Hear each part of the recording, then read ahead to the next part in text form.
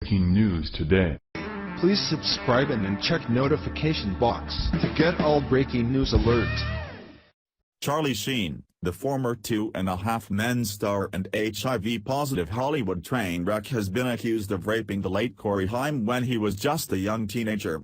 This allegedly happened while filming the movie Lucas while Sheen was 19 and his alleged child boy toy was only 13 years old. This information comes from former actor Dominic Brassa, who suggests that Haim informed him of this potential crime happening before Haim passed away.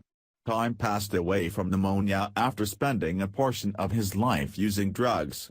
He was only 38 years old, and people wonder if the Charlie Sheen incident is what pushed him into a life of drug abuse and searching for something to take away the internal pain he may have been suffering. Via the Daily Mail, Charlie Sheen is being accused of sodomizing a then 13-year-old Corey Haim on the set of the movie Lucas. According to the National Enquirer, a now-deceased Haim had told others about how he was allegedly raped as a minor by Sheen, who was 19 at the time, while filming the 1986 movie.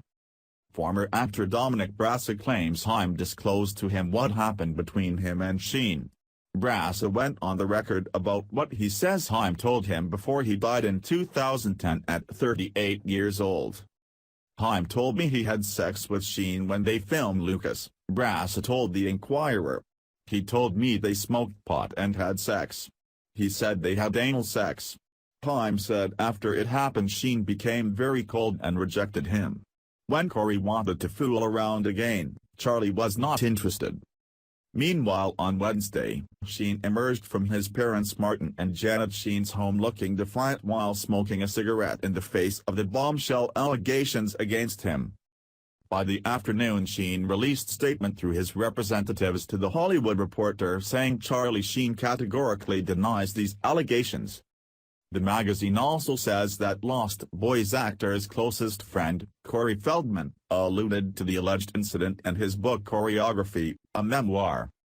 At some point during the filming of Lucas, Haim explained an adult male convinced him it was perfectly normal for older men and younger boys in the business to have sexual relations, that it was what all guys do, Feldman wrote. So they walked off to a secluded area between two trailers during a lunch break for the cast and crew, continued Feldman, and Haim, innocent and ambitious as he was, allowed himself to be sodomized. Feldman never named Sheen as the man in the incident. In 2011, according to the Enquirer, when Feldman was asked about Sheen he said, "I'm not a huge fan of Charlie Sheen. Especially the way he's affected other people that I know." Tellingly, Feldman also said Haim fought for his entire life to recover from those early experiences and to get his life together. And, just last week, on the Today Show, Feldman said a report coming from the National Enquirer was to be expected.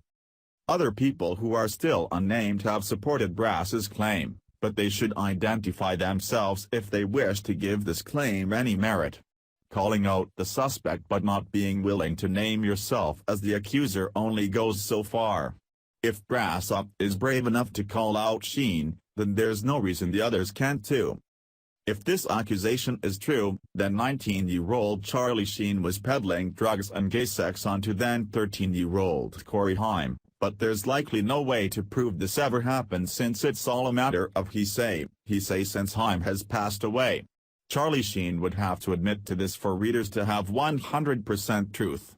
As of now, it's merely an accusation, although it's fairly easy to believe this happened as Corey Feldman has hinted at all sorts of sick wrongdoings from back in his younger years. Here's Feldman on the Today Show where he spoke of the report the Enquirer did on Haim. Another insider alleges that Corey was so confused by the sexual encounter he believed, like so many victims, he was in love with his abuser, adding that the actor bullied the young teen actor into a vulnerable position for sex. An article on Radar Online suggests Sheen spent time between the sheets with men, women, and transgenders, all of which may have been exposed to Sheen's HIV. Many of them also reportedly received payouts as hush money. Indeed, as Radar reported, Sheen secretly bedded men, women, and transsexuals for years, and many of those partners would later receive multi-million-dollar payoffs, a high-powered attorney told Radar, since Sheen had exposed them to HIV during their romps. He was even caught performing oral sex on a man, in an 30-rated video clip obtained by Radar. Not that I want to see it, but I'd have to see it to believe it. I suppose people can search Google for that and get back to us. When it comes to the sources, we should really know who this insider really is. I believe Brass is telling the truth because he has nothing to lose and likely won't gain anything from this. If Corey Feldman backs him up, then that's a big foot on Sheen's overly gay neck. I cannot stress how important it is to know who that insider source of information is. There's nothing to lose at this point and the cat is very much out, or in, the bag. Can you imagine Charlie Sheen trying to hook up with a young boy? What else does Brassa have to tell us? Brassa added that Haim told him he later had consensual sex with the Wall Street star while in his mid to late 20s. Haim told me he had sex with Sheen again, Brassa said, adding he claimed he didn't like it and was finally over Sheen. He said Charlie was a loser.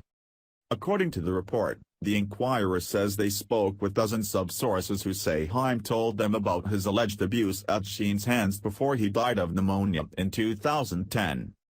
If this was someone other than Charlie Sheen, then it would be hard to swallow.